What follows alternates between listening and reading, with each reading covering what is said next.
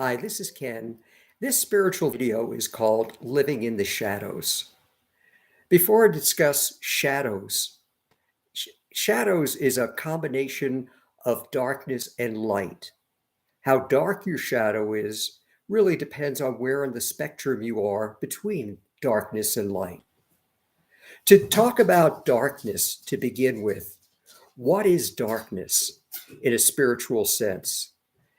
Darkness is the living in a self centered world where we are all concerned about ourselves rather than each other. Darkness is the not only the learning of living in this kind of a world when we are socialized to believe and accept the views of society that we are brought up in, but it is also the acceptance of it and believing that everything that we learned is true. All of our egoistic beliefs are real.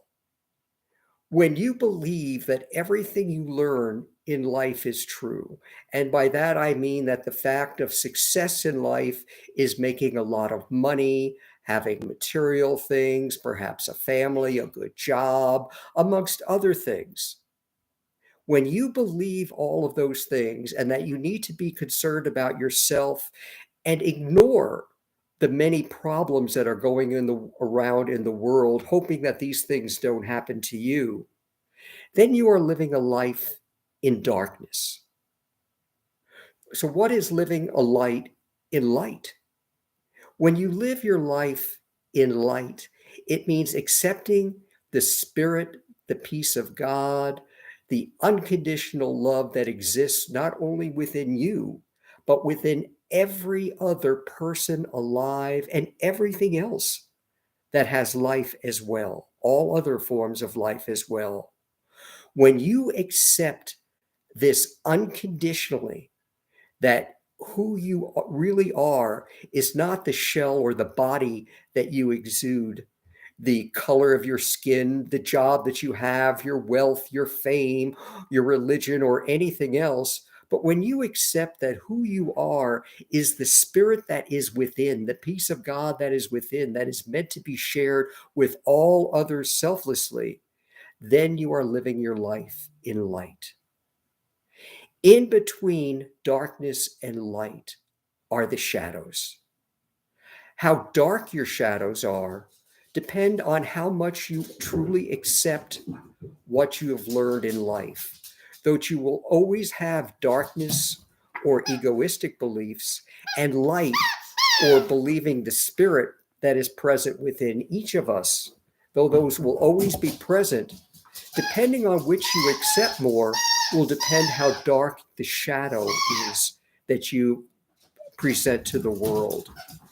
If you primarily live a life accepting what we were taught, that money is success and material things and fame and all these other things that we learn makes a successful life. If you accept all of those things, then your shadow will be quite dark. Though your spirit underneath will still remain and the light is still there, it is colored, it is darkened by your overall beliefs and acceptance in what you were taught.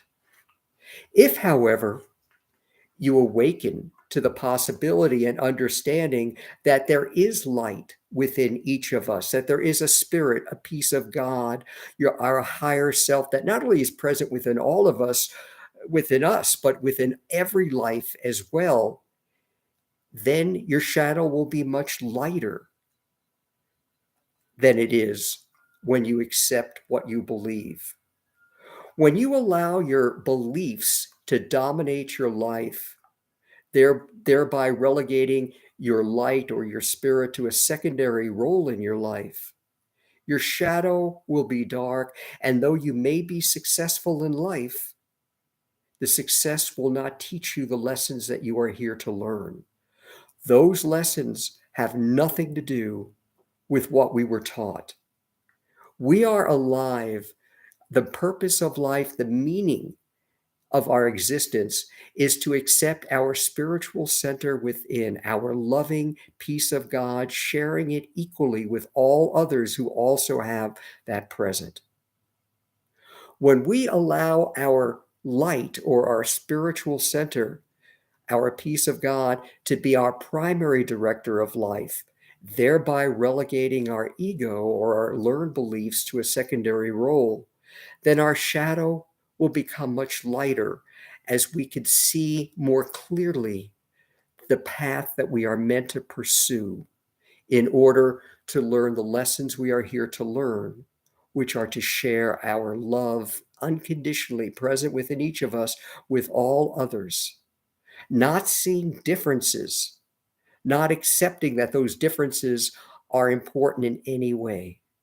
Whether the differences are the color of our skin, our religion, our sex, our sexual preference, our fame, the job that we have, our intelligence, or anything else. When we understand that none of those things are important, our shadow becomes lighter. To there are very few people who have actually gotten rid of their shadow altogether, who are pure light. Perhaps among those are some of the great prophets, such as Jesus, Muhammad, Buddha, some of the very intellectual scholars, such as Rumi. Perhaps they were as close to pure light as there could be, because what pure light represents is completely ridding yourself of your egoistic beliefs. And that really never happens, because certain things that we learn are important to know, so in order for us to survive in the world.